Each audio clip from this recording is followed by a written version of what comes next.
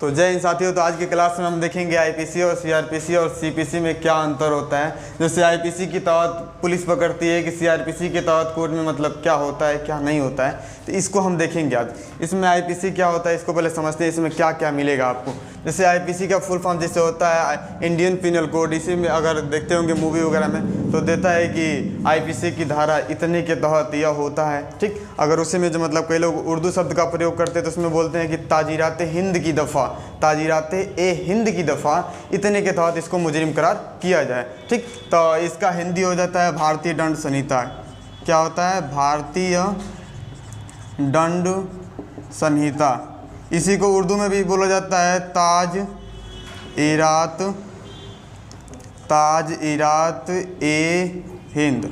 ठीक, ताजीरात ए हिंद बोला जाता है। यानी इसमें कुल मिला के अगर इसमें सेक्शन पढ़ेंगे तो इसमें कुल सेक्शन की संख्या जो हो जाती है वो 511 हो जाती है। जैसे मान लीजिए आपको पढ़ना होगा किसमें किसकी सज़ा दी गई है, कौन से में किसके तहत हम इसको पकड़ रहे हैं। जैसे अक्सर देखते होंगे ना, जैसे अगर आपके ऊपर केस होता है, आपको पकड़ा जाता है तो उसमें एक चार्जशीट बनता है।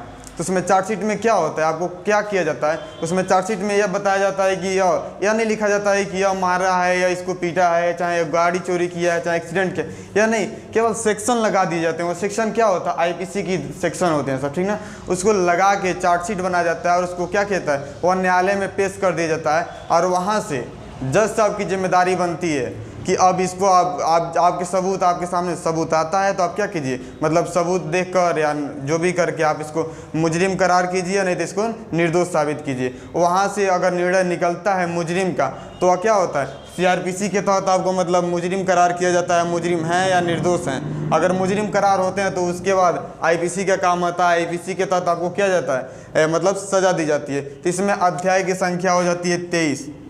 इसमें कितने अध्याय हैं, क्वेश्चन यहाँ से बनता है कि आईपीसी में कितने अध्याय हैं, तो 23 अध्याय हैं। इस अध्याय में जिस एक अध्याय पूरा 23 अध्याय, थोड़ा 23 अध्याय में एक अध्याय में कुछ और होगा, दूसरे अध्याय में कुछ और होगा, ऐसे ही करके मतलब जैसे है ना, भाग 3 में 12 से लेके 35 तक है मूल अधिकार, उसके अंदर भी आर्टिकल है, एक एक आर्टिकल में अलग अलग बातें लिखी गई हैं। उसी प्रकार के इसमें भी 23 अध्याय हैं। तो 23 अध्याय में अलग अलग अध्याय में अलग अलग बातें लिखी होंगी। यानी इसमें पूरे कितने सेक्शन हैं, इसमें कुल सेक्शन की संख्या जो होती है 511 होती है।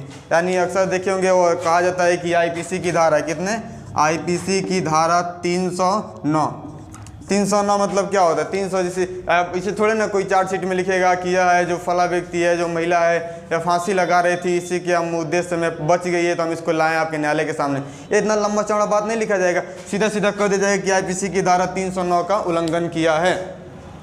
अगर इन 300 यानी 511 के तहत आप कोई भी जुर्म करते हैं, यदि 511 में जितने 1 से लेकर 511 तक धाराएं हैं, अगर इनके अंदर आप दोषी ठहरते हैं तब आपको सज़ा दी जाएगी। ये ऐसा काम करिए, कितना हो भी बड़ा जुर्म हो, बस 511 1 से लेकर 511 तक धाराएं हैं, इनका उल्लंघन हो आपको सज़ा बिल्कुल नहीं होगी, कोर्ट भी आपको कुछ नहीं कर सकता है। लेकिन इन सब के 1 से लेकर 511 के बीच जितनी भी आईपीसी की धाराएं हैं, अगर इनके बीच आप पकड़े जाते हैं तो आपको सज़ा दी जाएगी। तो 309 क्या है, अगर आप फांसी लगाते हैं, अगर मर जाते हैं तो मर जाते हैं, भैया अलग बात है। अगर बच गए तो पुलिस वाले आएंगे, आईपीसी की धारा बताएंगे कि रिश्वत वारंट मांग सकते हैं आप, अधिकार बताए थे हम आपको आर्टिकल 20 में। तो उसमें क्या कहते हैं, आईपीसी की धारा 309 को दिखाएगा, कहेगा कि आप यह जुर्म किए हैं, आप ले चलिए। और यहाँ से अगर सीआरपीसी के तहत जज साहब साबित कर दिए हाँ भैया तुम गलत किए हो, तब क्या होगा, इसके तहत से आपको 2 साल की सज़ा हो सकती है। ठीक, तो आईपीसी में यहाँ से क्वेश्चन यह बन सकता है कि आईपीसी में कितने अध्याय हैं, ठीक, और कितने धाराएं हैं।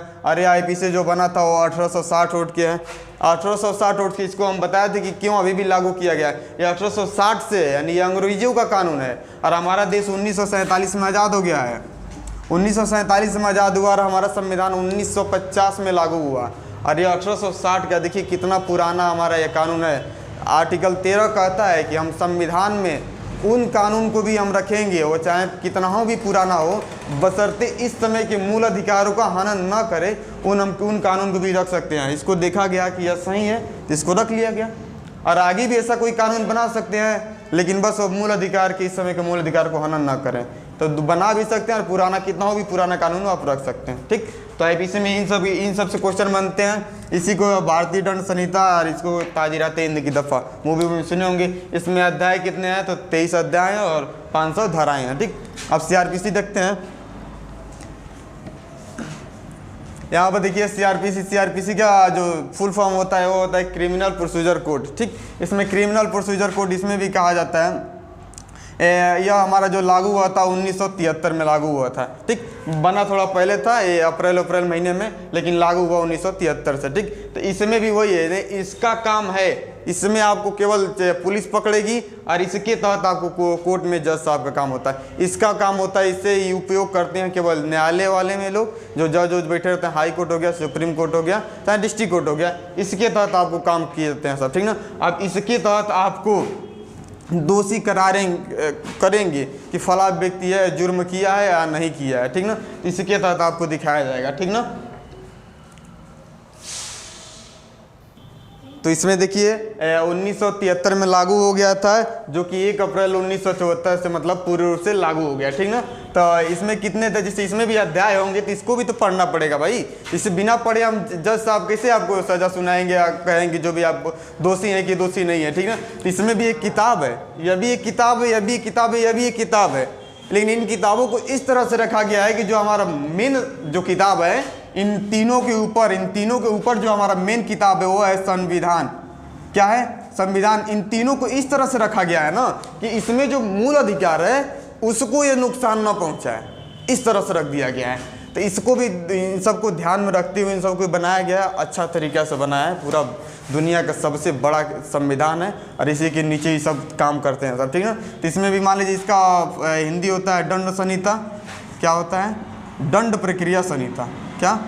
दंड प्रक्रिया संहिता।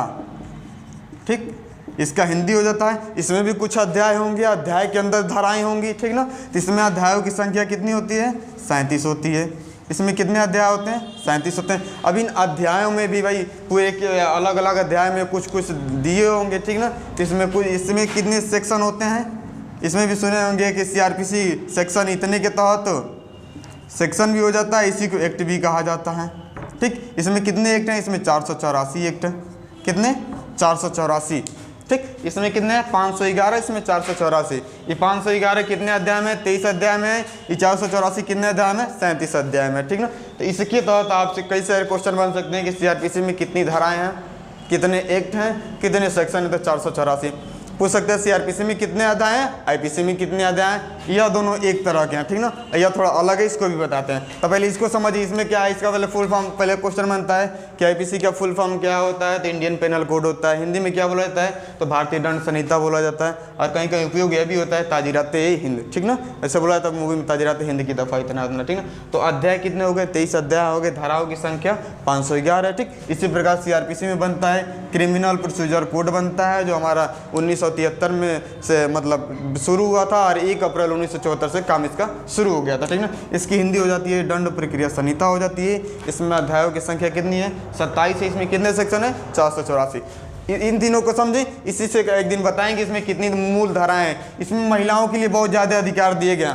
अगर इसको महिलाएं पढ़ी तो इसमें बहुत लाभदायक चीज़ें लिखी हैं। इसमें उसमें वो क्वेश्चन बनता था पहले, बहुत ज़्यादा फेमस क्वेश्चन है कि किसके तहत, मतलब किस में लिखा गया है कि 6 बजे रात्रि के बाद महिलाओं को, यानी शाम ढलने के बाद, यानी शाम के 6 बजे के बाद महिलाओं को गिरफ्तार नहीं कर सकती है। अगर संगीन अपराध है तो एक महिला पुलिस वारंट लेकर आएगी, तब उस महिला को अरेस्ट किया जा सकता है। अभी भी लागू है वो चीज़, यानी इसी सब में लिखा गया सीआरपीसी में, महिलाओं के लिए भी है और पुरुष के लिए भी है। ठीक ना, और इन दोनों से थोड़ा हटके यह है, अगर इसका उल्लंघन होगा तब ये सब काम होगा। इसमें कुछ मारा पीटी वाला सजा वजा वाली बात नहीं है। ठीक ना, यह फौजदारी मामला में होता है।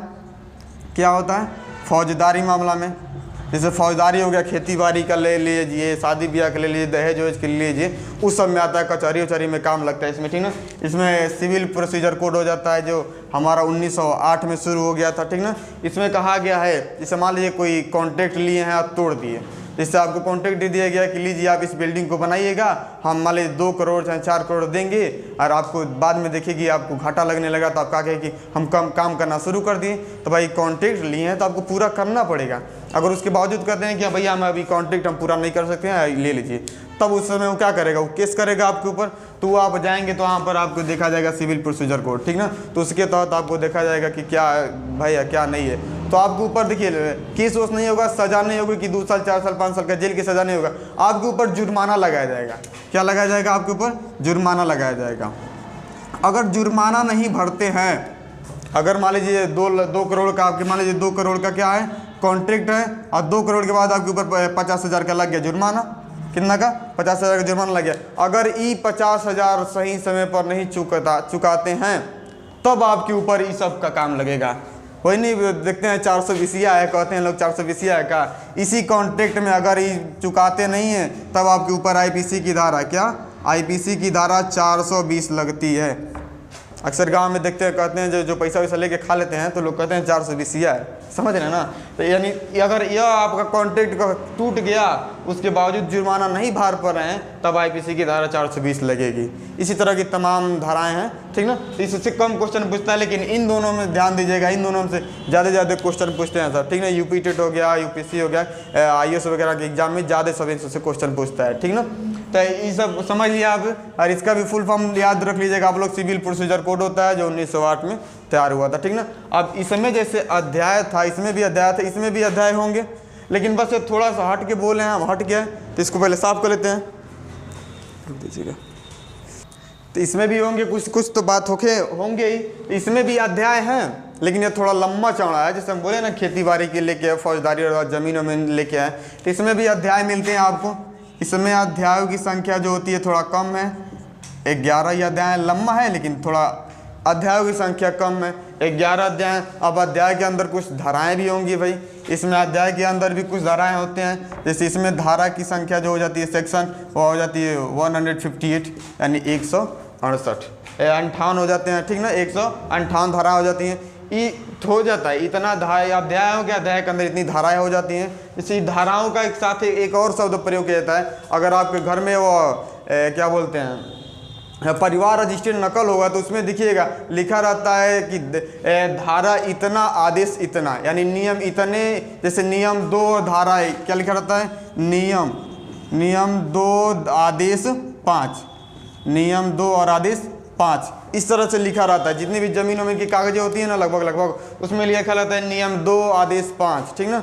तो वो इसी में आता है, किस में आता है, इसी में आता है। तो इस अध्याय के अंदर हो जाता है धारा, अध्याय के अंदर धारा हो जाता है, और इस धाराओं के अंदर आदेश होते हैं। धाराओं के बाद इसमें क्या मिलता है आपको, आदेश मिलता है। इसमें आदेशों की संख्या हो जाती है 51। कितनी आदेशों की संख्या हो जाती है, इसमें आदेशों की संख्या 51 हो जाती है। इसमें भी अनुसूची मिलते हैं। अब इसी के अंदर यह आदेश मिलता रहता है। यह जो नियम होता है, धारण है, इसको नियम कर लीजिए, क्योंकि नियम ही शब्द प्रयोग किया गया है। लिखा रहता है नियम 5 आदेश 6, नियम 6 आदेश 7, इस तरह लिखा रहता है, ठीक ना। अब इसके बाद एक और चीज़ आता है संख्यांकी। क्या आता है, संख्यांकी क्या आता है। इसमें लिखा रहता है जैसे कागज उगज खेत उत का बनता है ना, तो जैसे एप्लीकेशन लिखा जाता है सेवा में श्रीमान प्रधानाचार्य, इसी तरह पूरे एक संख्यांकी नुमा रहता है, और उसमें अपना नाम जमीन जो भी रहता है लिखा जाता है। तो सब किसमें मिलता है, सीपीसी के तहत मिलता है, ठीक ना। तो आज इतना समझ लिया आईपीसी, सीआरपीसी, सीपीसी, और इसके आगे वाले वीडियो में आपको बता दिया जाएगा कि को धाराएं, कितनी धाराएं महत्वपूर्ण है। अगले वीडियो में हम आपको धाराओं के जो महत्वपूर्ण धाराएं होंगी उसको हम लेके आएंगे। तब तक के लिए जय हिंद।